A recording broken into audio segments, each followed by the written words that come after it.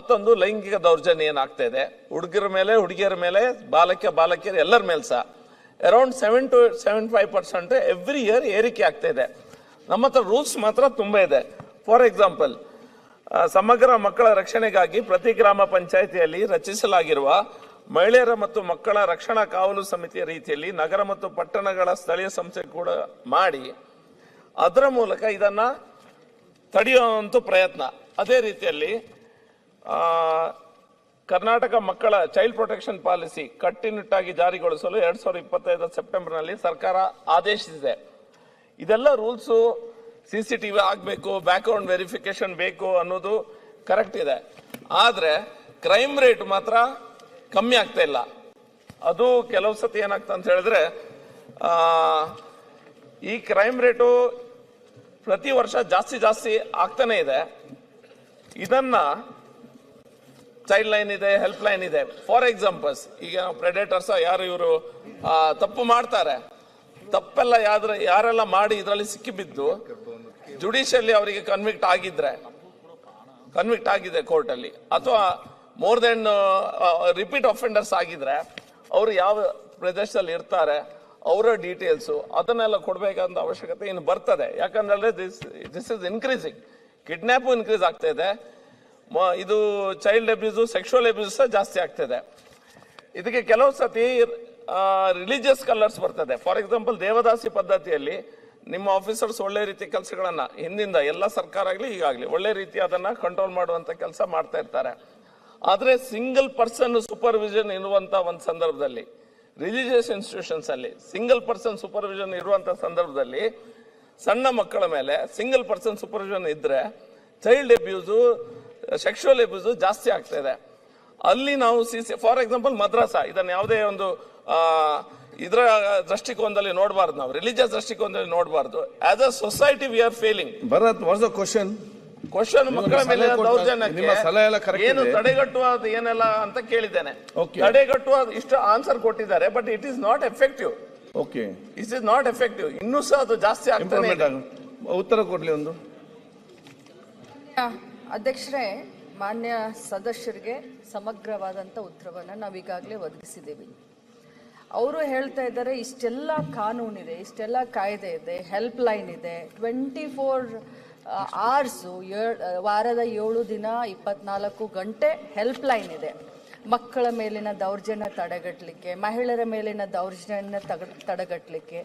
ಆದರೆ ತಾವು ಹೇಳದ ಹಾಗೆ ಇದಕ್ಕೆ ನಾವು ಯಾವುದೇ ರೀತಿಯಾದಂಥ ರಿಲಿಜನ್ ಬಣ್ಣವನ್ನು ಕೊಡಲಿಕ್ಕೆ ಆಗೋದಿಲ್ಲ. Criminal offences criminal.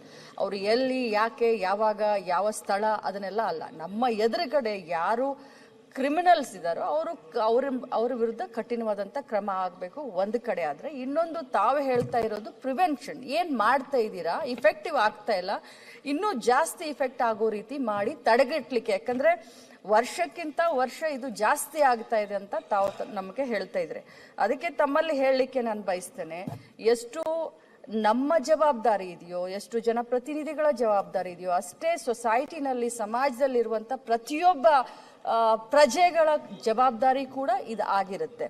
ಇದರ ವ್ಯಾಪಕವಾಗಿ ಪ್ರಚಾರವನ್ನು ನಾವು ಮಾಡ್ತಾ ಇದ್ದೇವೆ ತಡೆಗಟ್ಟಲಿಕ್ಕೆ. ಇದನ್ನು ತಡೆಗಟ್ಟಲಿಕ್ಕೆ, ಪ್ರಿವೆನ್ಷನ್ ತೆಗೆದುಕೊಳ್ಳಿಕ್ಕೆ, ಸ್ಕೂಲ್ದಲ್ಲಾಗಲಿ, ಕಾಲೇಜ್ನಲ್ಲಾಗಲಿ, ಹಾಸ್ಟೆಲ್ಗಳಾಗಲಿ, ಸಾರ್ವಜನಿಕ ಸ್ಥಳಗಳಲ್ಲಾಗಲಿ ಹೆಲ್ಪ್ ಲೈನ್ ಬಗ್ಗೆ ನಾವು ಪ್ರಚಾರ ಮಾಡ್ತಾ ಇದ್ದೇವೆ.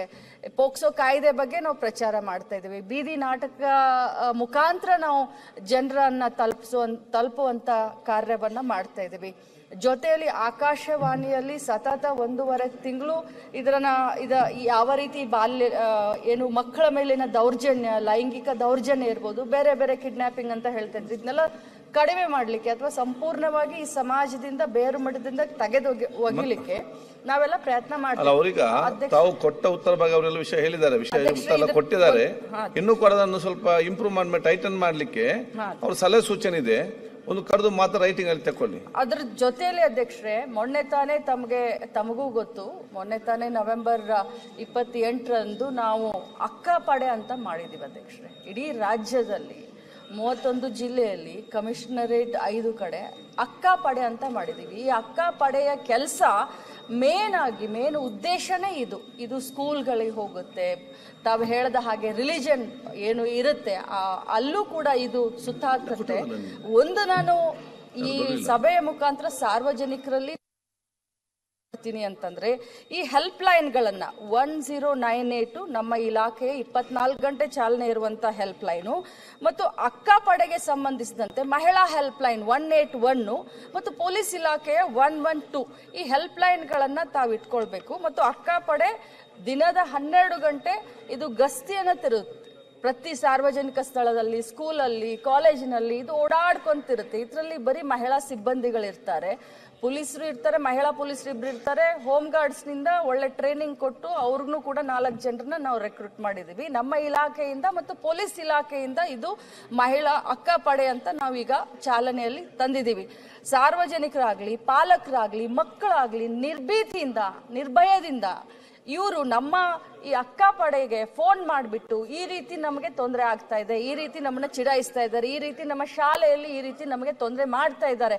ಯಾಕಂತಂದ್ರೆ ದೌರ್ಜನ್ಯಗಳು ಒಂದೇ ದಿನಕ್ಕೆ ಆಗೋದಿಲ್ಲ. ಆ ದೌರ್ಜನ್ಯಗಳಾಗಬೇಕಾದ್ರೆ ಅದಕ್ಕೆ ಏನಾದರೂ ಒಂದಿನನೋ 2 ದಿನನೋ 3 ದಿನ ಒಂದು ಸ್ವಲ್ಪ ಸಿಗ್ನಲ್ಸ್ಗಳು ಇರ್ತವೆ. ಸೊ ಮಕ್ಕಳು ಕೂಡ ಹೆದರದೆ ಅಕ್ಕಪಡೆ ಸಹಾಯ ತಗೊಳ್ಳಿ, ಹೆಲ್ಪ್ ಲೈನ್ ಸಹಾಯ ತಗೊಳ್ಳಿ ಮತ್ತು ಅವರ ಮಾಹಿತಿಯನ್ನ ನಾವು ಗೌಪ್ಯವಾಗಿಡ್ತೀವಿ ಮತ್ತು ವ್ಯಾಪಕವಾಗಿ ಇನ್ನೂ ಪ್ರಚಾರವನ್ನ ಮಾಡ್ತೀವಿ. ಮತ್ತು ಸುಮಾರು 7 ಇಲಾಖೆಗಳನ್ನ ಒಳಗೊಂಡಂತೆ ಗ್ರಾಮ ಪಂಚಾಯಿತಿಯ ಮಟ್ಟದಿಂದ ಮೇಲಿನವರೆಗೂ, ಗ್ರಾಮ ಪಂಚಾಯಿತಿ ಮಟ್ಟದಿಂದ ನಗರ ಸಭೆವರೆಗೂ ಕೂಡ ಕಮಿಟಿಯನ್ನ ಮಾಡಿದ್ವಿ. ಇನ್ನೂ ಕೂಡ ಇದನ್ನ ಇಫೆಕ್ಟಿವ್ ಆಗ್ಲಿಕ್ಕೆ ನಾವು ಕಾರ್ಯಸನ್ನದ್ಧರಾಗ್ತೀವಿ ಅಂತ ಹೇಳಿಕ್ ಬಯಸ್ತೀನಿ. ಸಭಾಧ್ಯಕ್ಷರೇ, ನಾನು ಪ್ರಿವೆನ್ಷನ್ ಬಗ್ಗೆ ಹೇಳ್ತಾ ಇದ್ದೇನೆ. ಈಗ ಅವರು ಏನೆಲ್ಲ ಹೇಳಿದ್ದಾರೆ, ಜಾಗೃತಿ ಅವೇರ್ನೆಸ್ ಮೂಡ್ಲಿಕ್ಕೆ ಅದು ಆಗ್ತದೆ, ಹೆಲ್ಪ್ ಆಗ್ತದೆ ಖಂಡಿತ ಆ ರೀತಿ ಮಾಡಿದ್ರೆ. ಅದೇ ಪ್ರಿವೆನ್ಷನ್ಗೆ ನಾವು ಎಲ್ಲ ಈ ಶಿಕ್ಷಣ ಇಲಾಖೆಗಳಲ್ಲಿ ಅಥವಾ ಹಾಸ್ಟೆಲ್ಸ್ ಅಥವಾ ಎಲ್ಲಿ ಮಕ್ಕಳು ಸೇರ್ತಾರೆ, ಒಂದು ಕಂಪಲ್ಸರಿ ಆಗಿ CCTV ಆಗಿ ಅದರ ಆಕ್ಸೆಸ್ ಒಂದ್ ವೇಳೆ ಯಾರಿಗಾದ್ರೂ ಬೇರೆಯವ್ರಿಗೆ ಕೊಡ್ಬೇಕಾಗ್ತದೆ. ಒಂದು. ಎರಡನೇದು, ಸಣ್ಣ ಮಕ್ಕಳಲ್ಲಿ ಜಾಸ್ತಿ ಇರ್ತಾರೆ, ಅಲ್ಲಿ ಒಬ್ಬರೇ ಯಾರಾದ್ರು ಇದ್ರೆ ಸೆಕೆಂಡ್ ಪರ್ಸನ್ ಸೂಪರ್ವಿಷನ್, ಪ್ರಿಫರೇಬ್ಲಿ ಮಹಿಳೆ ಯಾರಾದ್ರೂ ಎಕ್ಸ್ಟ್ರಾ ಇದ್ರೆ ಒಳ್ಳೇದು. ಆ ರೀತಿ ಒಂದು ನೋಡ್ಬೇಕಾಗ್ತದೆ. ಮತ್ತೆ ಇದೆಲ್ಲ ಈಗ ಇದು ಪುನಃ ಅಕ್ಕಪಡೆ ಆದ್ಮೇಲೆ ಸಹ ನಮ್ಮ ಪಾಪ್ಯುಲೇಷನ್ ಸಿಕ್ಕಾಪಡೆ ನಂಬರ್ಸ್ ಆರ್ ಹ್ಯೂಜ್. ಇದು ಕಿಡ್ನಾಪಿಂಗ್ ಕೇಸಸ್ ಮತ್ತು ಇದು ಕೇಸಸ್ ಇನ್ನೂ ಕಡಿಮೆ ಆಗ್ತಾ ಇಲ್ಲ. ಅದನ್ನ ಕಡಿಮೆ ಮಾಡ್ಲಿಕ್ಕೆ ಆಗದಿದ್ರೆ we are failing as a society. ಅದ್ರ ಬಗ್ಗೆ ನಾವು ಮಾತಾಡಿ ಸಚಿವರೇ. Call them and good suggestions. ನಮ್ಮ ವಿಜಯವಾಹಿನಿ ನ್ಯೂಸ್ ಚಾನೆಲ್ನಲ್ಲಿ ಪ್ರಮೋಷನ್, ಜಾಹೀರಾತು, ಅಡ್ವರ್ಟೈಸ್ಮೆಂಟ್ ನೀಡಲು ಸಂಪರ್ಕಿಸಿ 9535808456.